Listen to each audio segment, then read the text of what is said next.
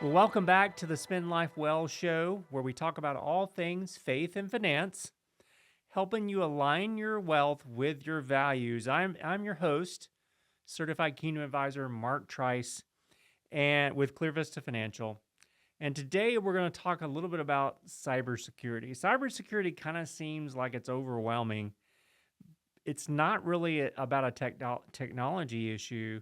Well, it is, but it can impact so many different areas of your life. So we're going to talk about this a little bit today. Cyber hacks and things can happen to, I'll just say anyone, but I'm going to go forward and say cyber hacks happen to everyone. You just may not know it. And some of the more sophisticated hacks really are ones where they are taking advantage of gathering information and selling that information on the dark web. But this could happen to anyone. We've had several instances where clients have, they were browsing the internet. They were on a perfectly legitimate website that maybe they had been to before, and they accidentally, somehow the hacker got into that website and embedded a link and hoping that someone would click on that. And it happened to be you.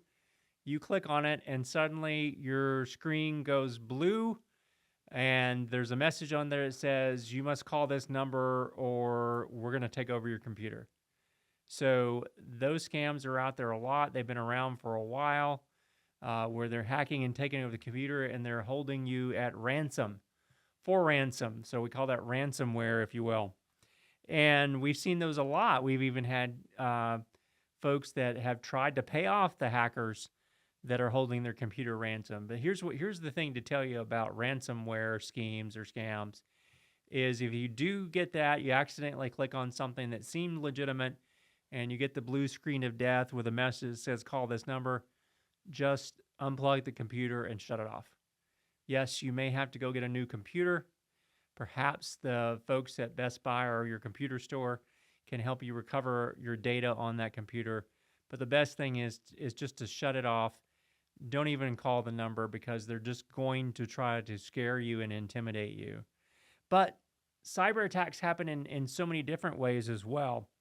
But this story is just an example of why digital security really matters. We try to talk about this with our clients all the time, but sometimes we get a little lax or a little too lazy with our passwords and things, and we fall victim unknowingly. So, digital security matters because it is your privacy that is so important.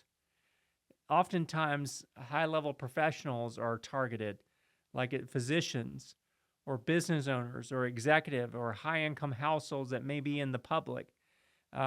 We heard a story the other day.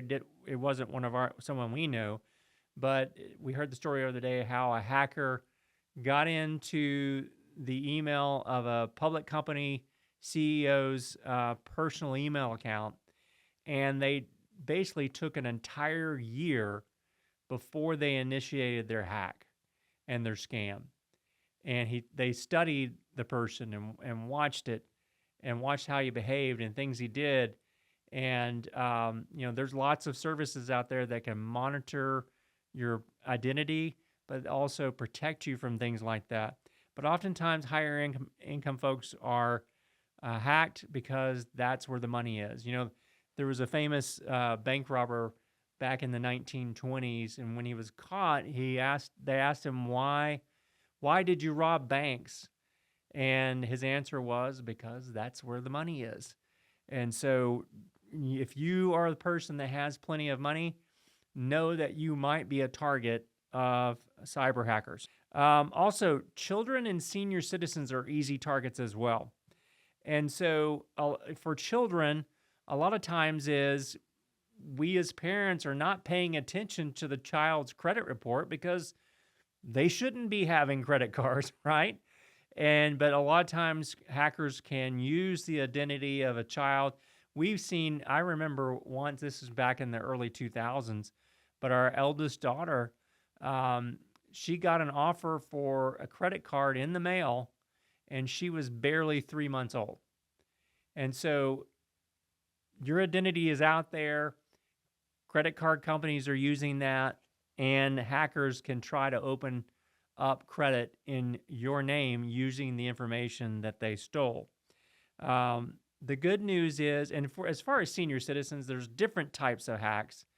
A lot of times we'll get into some of those in a minute, but the biggest type of hack we see with seniors are romance scams. And we have to talk about it a little bit, but which we will in just a second. But yes, I know, especially if you're lonely and you're seeking someone to have a relationship with, we can easily fall victim to these schemes that people have. And there's whole entire complexes in foreign countries like the Philippines and Bangladesh and other countries like that, where they have entire enterprises that are dedicated to romance schemes. And you think that's sad? It really is. But unfortunately, a lot of people fall victim to these types of scams all the time. The good news with all this, folks, is that most attacks are preventable, okay? We see here at Clear Vista Financial, we see cybersecurity as really kind of an act of stewardship, okay? So you got to approach your digital life just like you approach your financial plan. Just as successful investing relies on good habits and good risk management, digital security rests on good habits as well. You know, we insure our cars, we insure our homes, and we have health insurance. We diversify our investments. Cybersecurity is simply just another layer of risk management that we need to take and that we've been entrusted to manage. So you want to think about cybersecurity in the form of building systems. If you do not have a password keeper like LastPass or 1Password, and I think there's a few others, you need to get one. Do not rely on memory, okay, because that means you're typically going to reuse passwords over and over again, and that's bad. Use a unique password on every site that you use. And having a password keeper like LastPass or 1Password is a good way to remember those passwords. Those small precautions can help you prevent larger problems later on. So you want to focus on what you can control. So a lot of cyber attacks and successful scams and so forth, they really aren't that technical, okay? Now they're behavioral. We've seen lots of different things where someone tries to send you a phishing email. Well, if it says it's from Microsoft and the image for Microsoft is all blurry, then you know that's probably not real.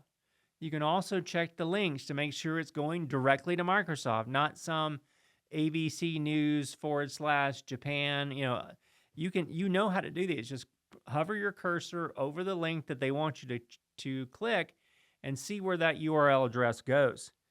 But it's our behaviors that really make us vulnerable to cyber attacks. Criminals, they know how to pull our strings, and they know how to manipulate our behaviors. And so, just like the romance schemes, there's things that they know that can manipulate our actions and behaviors. So, just for example, this is a new one.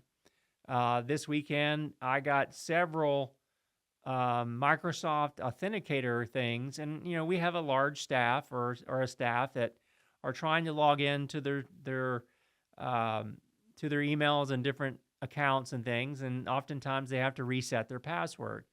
Well, I got several of those alerts. Now, fortunately for me, it was a Sunday, so I was hopeful that no one was working on Sunday, so I knew that was suspicious. And two, they were all directed at my personal logins, and I wasn't trying to log into anything. So I had to hit deny, deny, deny. Oftentimes we get those, and if your behaviorally is like, oh, yeah, whatever, I'll click that and say, yes, that was me.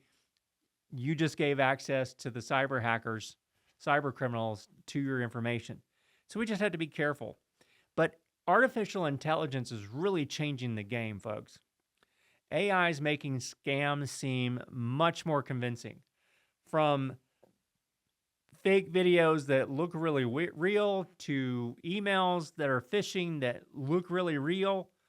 You have to be extra careful. If you were not expecting something from your bank, number one, your bank's probably not going to send you a link like that. They're gonna contact you in a different way, usually by mail. Um, I mean, people can fake my voice. We have to spend so much time verifying who you are. Now, you call up, if you're a client, I'm probably going to recognize your voice, but we have to authenticate it to get some information that only you would know and only we would know, so that we can determine that it's really you. So I tell my clients all the time, please don't be offended that we ask you some questions about what you're doing, using the money for, or what's your personal information that only you and I know. It is try to beat all the scams that are out there. We got deep fake voices. We got fake videos. We have family emergency scams. This is another one that impacts seniors, and that is you get a phone call from your grandson that says he's in trouble in a Mexican jail, and he needs to send him $1,000. The appropriate thing to do there is hang up and then call your grandson. And 99.9999% of the time, your grandson's going to answer his phone and tell you that, no, Grandma, I am not in a Mexican jail. That's a scam. So we see all these different things, and then we have people that are trying to impersonate everything. This is the thing that I'm really concerned about when it comes to artificial intelligence, is the voice authentication. I was listening to a podcast by Mike Rowe, and many of you know who he is. He has a very resounding, deep voice, and he was saying the other day that he is seeing at least 300 other websites that are using his voice as an endorsement of a product or something, and it's not him. And so deepfake videos are deepfake for the voices. People are impersonating us, and so we want to make sure we're being protective of ourselves. So the biggest mistakes that we see typically, people reusing passwords. Now, I will admit, we've been better about cybersecurity in the last decade or so. It used to be that if I wanted to log into your computer at work, all I had to do was flip the keyboard over and find the Post-it note that you left the password on. And oftentimes it would say password 123, okay? That's how easy it was to hack you a decade ago. We've gotten a little bit better, but we still have to be diligent about not reusing passwords.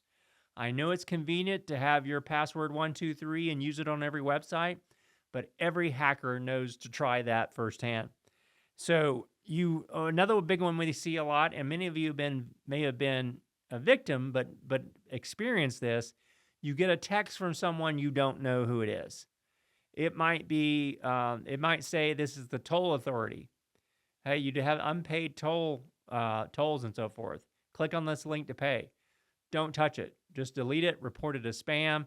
You can always log into your toll tag account to see if you owe anything. But just don't click on links that you didn't expect.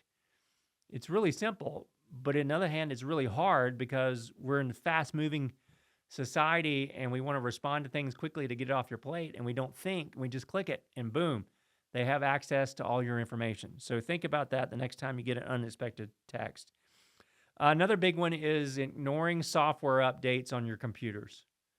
Now, many of you that work in a corporation, they have automatic updates. They force it. You can't get around it. But our personal computers, because it seems like we get updates all the time.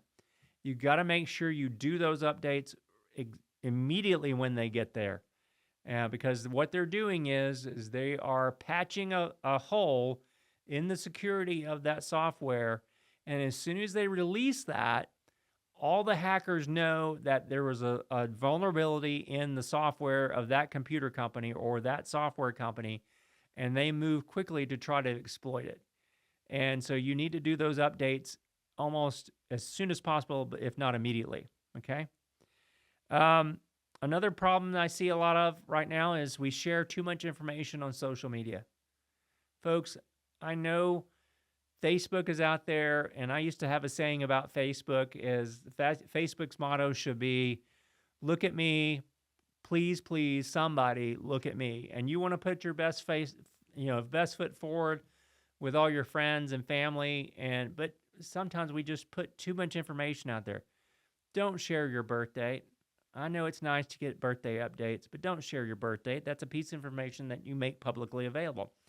Don't put on your pictures a timestamp or location services on your photos. Don't list your address. No one needs to know that you live on 123 Main Street.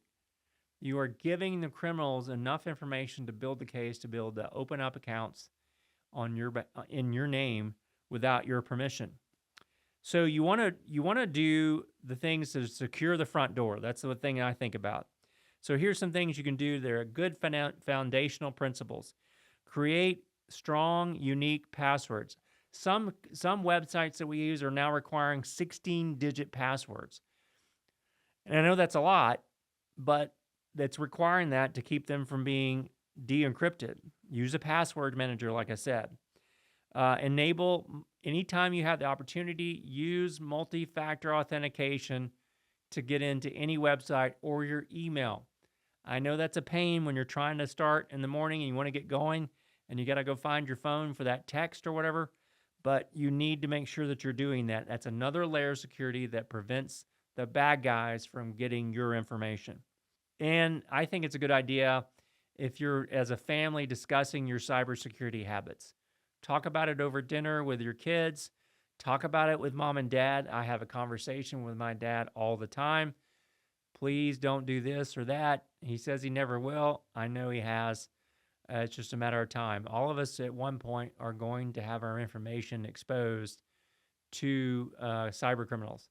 Most of us will never fall victim of having our identity stolen and used against us, but there's still the possibility that they can get their information. I get alerts at least once a month saying that my information was found on the dark web.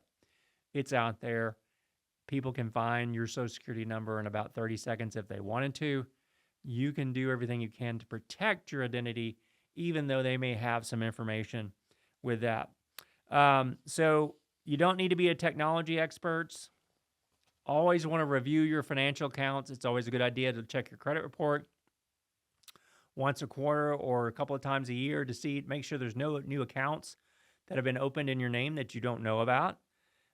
You can set up account alerts. I know I do one on certain accounts to alert me if there's a purchase above a certain size.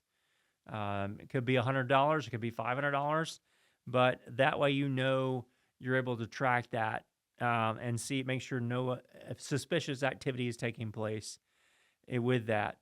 You want to monitor those credit reports. If you need to, you can freeze your credit report or credit online with Experian, Equifax, or TransUnion. I do that now. I do it as a force of habit. That's a good idea for you to do that as well. It's free. It takes about 2 seconds with each agency to freeze your credit. And if you ever need to use your credit, say you're buying a car, you can ask that financial institution which agency do you use. You'll go in and turn it off, the freeze for momentarily while they check your credit, and then you can turn it right back on. So you want to be thoughtful about emails, text, and requests. This is where people fall victim. They're thinking it seems legitimate. If you get something from the bank, all you can do is, if it says, hey, click here to update your password, don't do that. You can call the bank, or you can log into the bank website and update your password there. Your bank is not going to send you information like that and force you to act. You just really, I know I said this over and over again, just pause before you click. Think about it. What is that? If it's any doubt in your mind that it's not legitimate, don't click on it. Your life is not going to be changed by clicking on that link, or you're not going to miss out on anything except maybe bad things. So pause, think, be cautious with suspicious links and attachments. We've had clients get hacked before, and we get a suspicious email with an attachment. We just do not do anything. We isolate it in our software so that it can't be exposed to anybody, and we pick up the phone and call the client. And most times they've been hacked. They didn't even know. They didn't send us anything. They didn't even know about it. So if you get something from a trusted organization like your bank or maybe a church or something like that, if something looks suspicious or it's got a URL, a link that goes somewhere else other than that institution, don't do anything. Pick up the phone, look up the real number for that institution and call them to see if they sent you anything. A lot of times they say, yes, we're aware that someone is trying to spoof us and try to entrap clients to click on a link and install malware on their computers. Most of the scams that are out there, folks, they succeed because they create a sense of urgency. I have been witness, because we have the privilege of working inside financial institutions. I have been witness to seeing people in line at the teller windows about to pull out large amounts of cash because there is a scammer on the line that is threatening them or making it seem that what they're trying to do for them is urgent. If they don't, the sheriff is going to arrest them. The FBI is going to come and arrest them. The IRS is going to come and garnish their wages. They make it sound so legitimate and so urgent that we don't stop to think. And I've been in situations where people are about to draw out thousands of dollars from their bank account and give it to the bad guys. And you just have to make sure that you just pause, think. And I wish there was a saying like stop, drop, and roll. It's just like you want to pause. And I'm thinking of Johnny Cochran and in OJ's Lawyer, where he said, if the glove doesn't fit, you must acquit. If the link doesn't seem legit, you must quit. Don't click on it, exit out, don't do anything. So anyway, I know I've talked about a lot of stuff. This is a little bit longer podcast than normal, but it's so important that we pause and think about our cybersecurity and do everything we can. I like freezing your credit. I like doing things like having a password protector or a device that keeps all my passwords secure, and making sure that I'm using, it's a policy in here in our office, you have to use different passwords or everything. If you use identical passwords in two different places, I get an alert, and I go talk to that employee because it's bad policy to do that, and it's bad policy for us to do that at home. But digital security is an important part of your overall financial wellness. It's part of our stewardship mantra that we must be diligent about security.